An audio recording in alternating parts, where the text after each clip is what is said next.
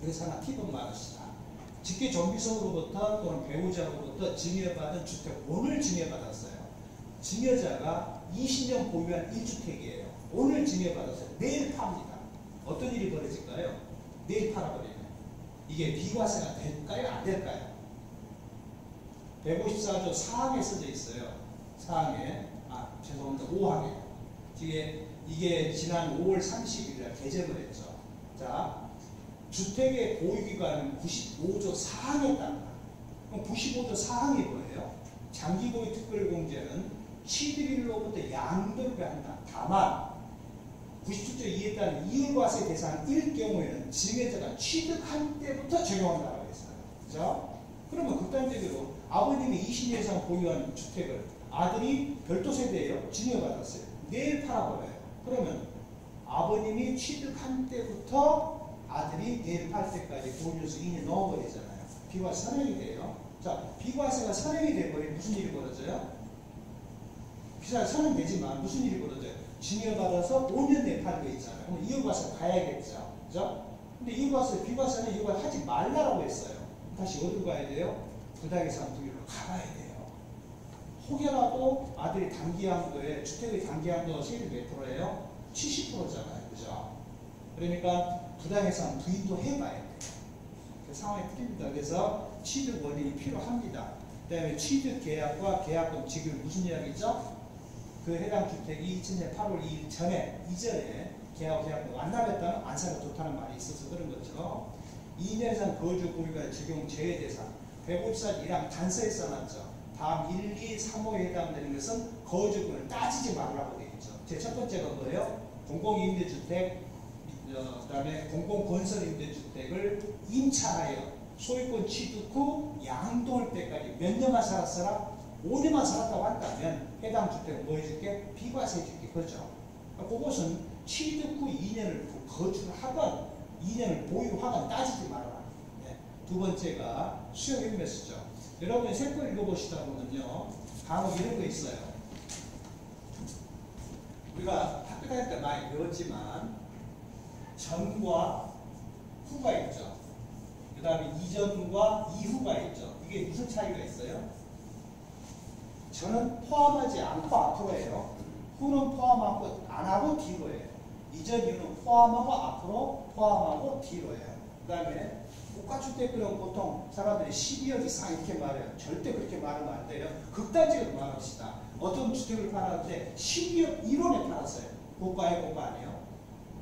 그 고가예요. 그럼 12억에 팔았어요. 고가에 아니에요? 고가 아니에요. 예. 그래서 여러 선생님이 잘 아시는 거예요. 초과. 그 다음에 뭐요? 미만이 있죠. 그 다음에 이상, 그 다음에 이하, 그 다음에 내 이상하게 뭐가 있어요? 이내가 있죠. 이내. 1년 이내에는 5%를 초과해서 임대료 등을 증가해서는 안 된다. 그죠? 그래서 저는 전후는요, 이렇게 씁니다. 이건 전이고요, 이건 후입니다. 그 다음에 이 전은 이렇게 해서 이고요, 이후는 이렇게 쓸 겁니다. 예, 초과는 이렇게 쓸 거고요, 미만은 이렇게 쓸 겁니다. 이상은 이렇게, 이하는 이렇게. 그래서 읽으실 때 말 나온 김에 하나 더 추가합시다. 잘 아시겠지만 건축법에 건축물의 정의가 있어요. 여러분이 어떤 때 그게 많이 적용이 돼요? 어떤 사람이 건물을 짓다가 중도에 파는 경우가 있어요. 그러면 이게 토지와 건물을 판 것인지 토지를 판 것인지 애매모호할 때가 있어요. 그러면 항상 유권에서는 뭐라고 표현되어 있어요? 건축법상 건축물로 볼 수 있는 상황이라고 한다면 토지, 건물로 인식이다. 그렇죠? 그래서 여러분들이 건축물의 정의가 뭐예요? 그죠? 이렇게 표현되어 있죠. 이게 쉽게 말한다면 A and B, O와 C라는 얘기예요. 먼저 B, O와 C라고 합시다. B 또는 C라고 합시다. B 또는 C가 성립될 수 있는 경우는 몇 가지가 있어요? B 또는 C는요. 성립할 수 있는 게 B가 독립할 수 있어요. C도 독립할 수 있어요. B, C가 함께 독립할 수도 있어요. 경우 수가 3개가 생겨요. 자, 그렇다고 한다면 건축물은 이 세 가지 요소 중에 반드시 꼭 무엇은 있어라. 무엇은 있어라. 지붕은 꼭 있어라는 얘기입니다. 그러나 기둥과 벽은 두 개 다 있어도 되고 두 개 중에 하나만 있어도 되죠. 요즘 아파트에 기둥 있는 아파트 보셨어요? 기둥 없어요. 뭐가 다 기둥 역할을 해요? 벽이 기둥 역할을 다 해버려요. 그걸 뭐라고 그래요? 내력벽이라고 하죠. 예, 그래서 이 세법에 만약에 94조 1항 1호에 양도소득의 과세 대상 자산은 부동산을 표현을 했어요. 거기에 뭐라고 표현되어 있을까요? 토지와 건물을 했을까요? 토지 또는 건물을 그랬을까요?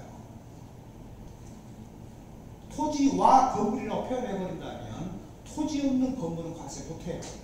건물 없는 토지 과세 못해요. 그러니까 안 그러잖아요. 다 과세잖아요. 왜? A 또는 B를 했거든요. 한건에 붙은 것도 과세, 떨어진 것도 과세. 예전에 제가 이런 질문 받은 경우가 있어요. 참 좋은 질문인데요. 건물 속에 승강기, 에스컬레이터, 엘리베이터, 기계장치, 각종 난방장치가 있다. 왜 이거 양도세 과세예요? 과세하면 안 되잖아요. 틀린 말이에요? 옳은 말이에요? 옳은 말이에요. 그 말 자체는 건물은 아니니까요. 그러나 우리가 과세를 하고 있어요. 왜 과세할까요? 왜 과세를 할까요? 구분 기재가 안 돼 있으니까? 그건 아니에요. 그 94조 1항 1호에 뭐라고 써요? 건물 가로 열고 뭐라고 써놨어요? 시설물 구축물을 포함한다라고 가로를 써놨어요. 그래서 그래요. 그래서 구축물을 포함한다는 얘기죠.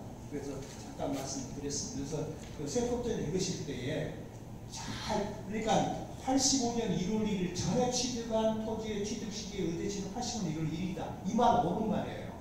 근데 85년 1월 1일 이전에 취득한 것은 취득 시기가 85년 1월 1일이다. 그건 안 틀린 말이에요. 그래서 주로 어디서 조심해야 돼요? 부칙 보실 때 참 조심해야 돼요. 부칙 보실 때. 자, 다음에 2년 이상 국외 거주 2년 이내 양도.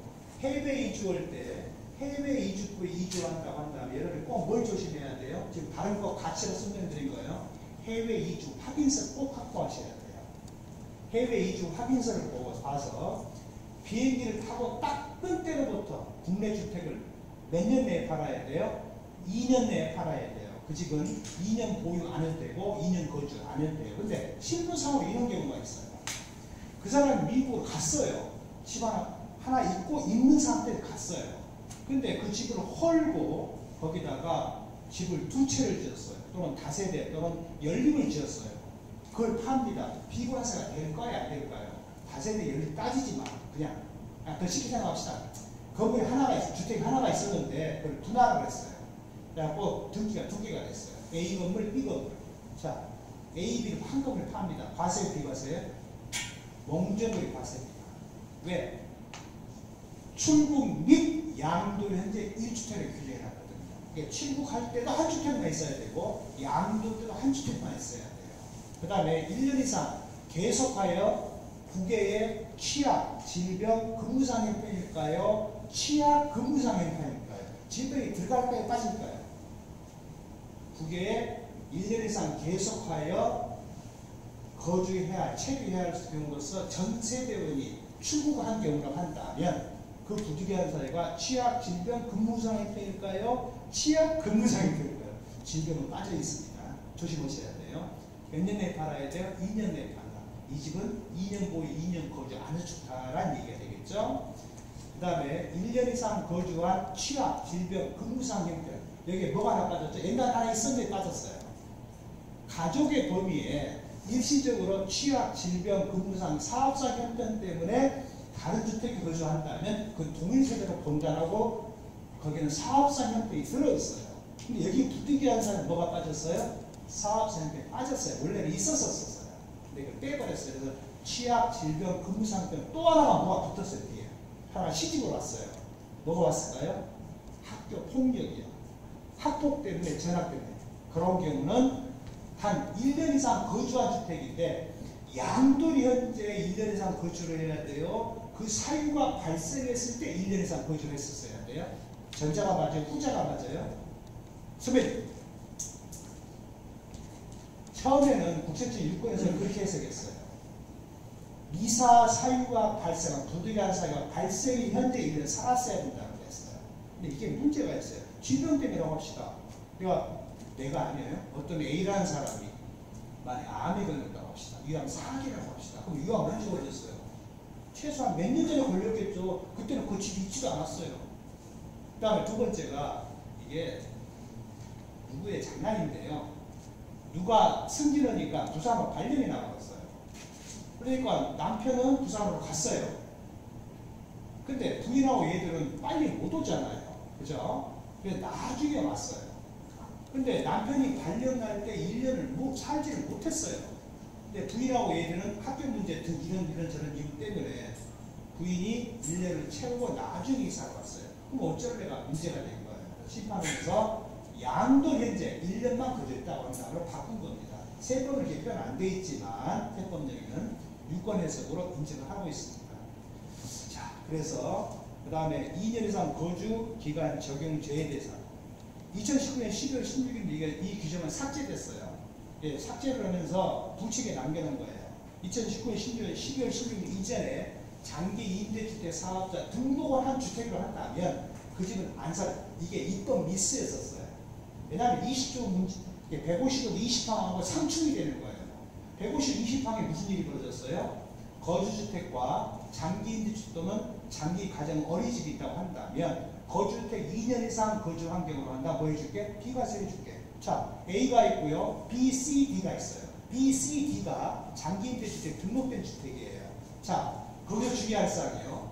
장기임대 다 팔아버렸어요. 다 팔아버리고 거주주택을 맨 마지막에 팝니다. 과세요, 비과세요? 비과세 특례 돼야 안 돼요? 특례 안 됩니다. 네, 지금은 되는데요. 예전에는 안 됐었어요. 왜? 154조 5항에서 단서에 뭐라고 써놨어요? 집이 한 세대가 두 채 이상을 갖고 있는 경우는 모두 처분하고 하나만 남았을 때부터 보유년수와 거주년수를 뭐해라? 기산하라고 되어 있어요. 물론 거기에는 거주기간 기산하는 말은 없어요.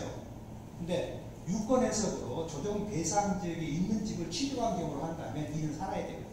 그래서 한 주택 남 때부터 거주 보유년수를 기산하는 규정 때문에 만약에 A라는 주택을 팔았는데 B가 장기 임대주택이에요. 근데 그 집에 들어가서 또 2년 살아야 돼요. 문제가 있거든요. 근데 155조 20항에서 이렇게 표현 안 해놨거든요. 그 집이 직전 거주주택, 거주주택, 직전 거주주택, 보유주택이라고 한다면 중복 보유기간은 빼고 중복하지 아니한 기간만 비과세 줄게라고 했거든요.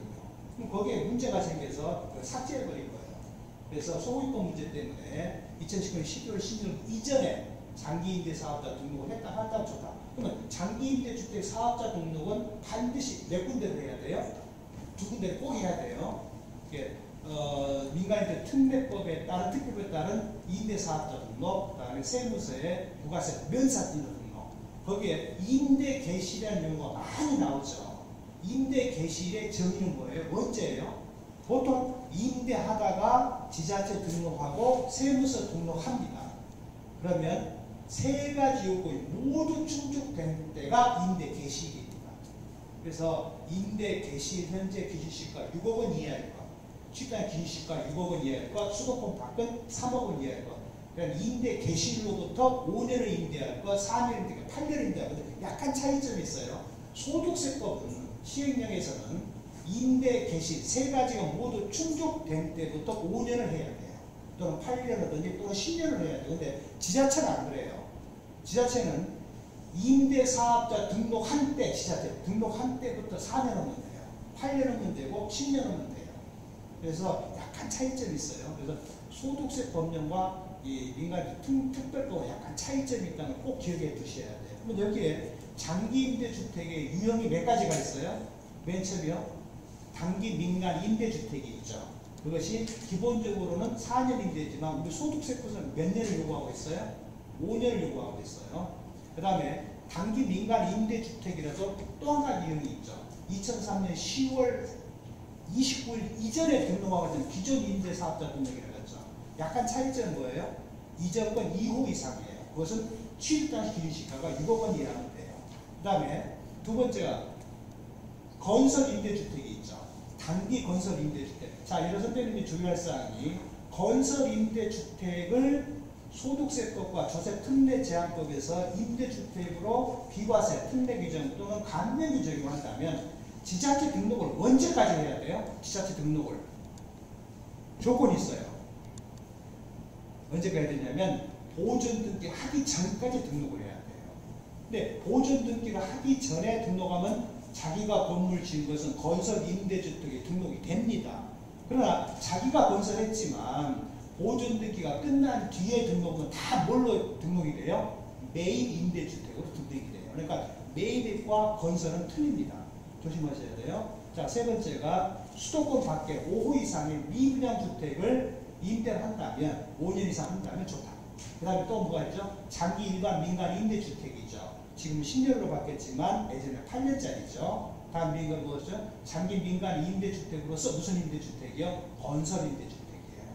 네, 이런 식으로 5가지 유형이 있습니다. 네, 그런 주택을 한다면 란 얘기죠.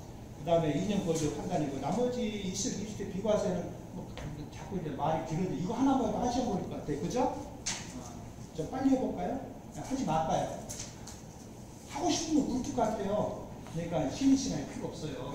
계속 해야 돼요.